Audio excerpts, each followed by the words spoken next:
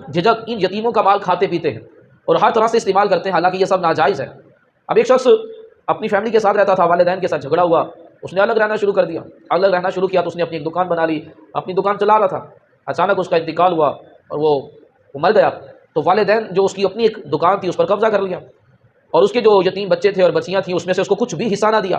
تو اب یہ کیا کہلائے گا؟ یتیم کا مال کھانا کہلائے گا۔ جب کوئی نوجوان، کوئی جوان بندہ انتقال کر جائے اور اس کے بیوی بچے بھی ہوں، والدین بھی ہوں، تو اس کی جو مال، اس کے مال میں سے اس کے والدین کا حصہ بھی ہوتا ہے، اس کی بیوہ کا حصہ ہوتا ہے، اور اس کے بچوں کا حصہ ہوتا ہے۔ تو جب وہ آپ کا بیٹا انتقال کر گیا ہے تو اس کی جو جائیداد ہے، جو بھی اس کا مال ہے، اس میں سے آپ کا جو حصہ بنتا ہے اتنا لے لو،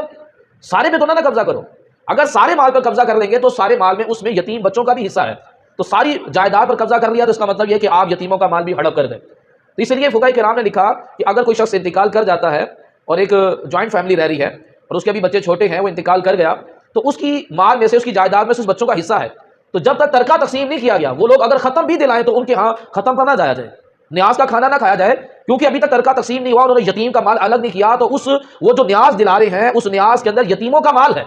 اور یتیم کا مال کھانا بہت بڑا گناہ کا کام ہے۔ انہیں کہو کہ پہلے آپ یتیم کا مال الگ کرو،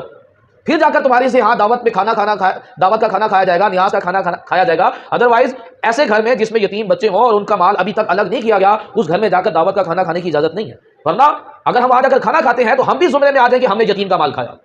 اور یتیم کا مال کھانے کے حوالے سے اللہ تبارک و تعالیٰ نے قرآن پاک میں ارشاد فرمایا کہ ان الذین یاکلون الاموال الیتامی ظلما، کہ بے شک وہ لوگ جو ظلماً یتیم کا مال کھاتے ہیں، انما یاکلون فی بطونہم نارا، وہ اپنے پیٹوں میں آگ بھرتے ہیں۔ جو ظلماً یتیم کا مال کھا رہا ہے، اصل میں وہ مال نہیں کھا رہا، وہ اپنے پیٹ میں جہنم کی آگ بھر رہا ہے، ان قریب یہ لوگ بھڑکتی ہوئی آگ میں جائیں گے۔ تو نہ جہالت کی بنا پر نہ چاہتے ہوئے بھی ہم یتیم کا مال کھا رہے ہوتے ہیں، ایسے گھر میں نہ جایا جائے تاکہ ان کو بھی ایک حیا ہے اور وہ یتیموں کا مال جو ہے وہ الگ کرتے ہیں۔ اللہ پاک کے پیارے نبی رسول ہاشمی صلی اللہ علیہ وسلم نے مسلمانوں میں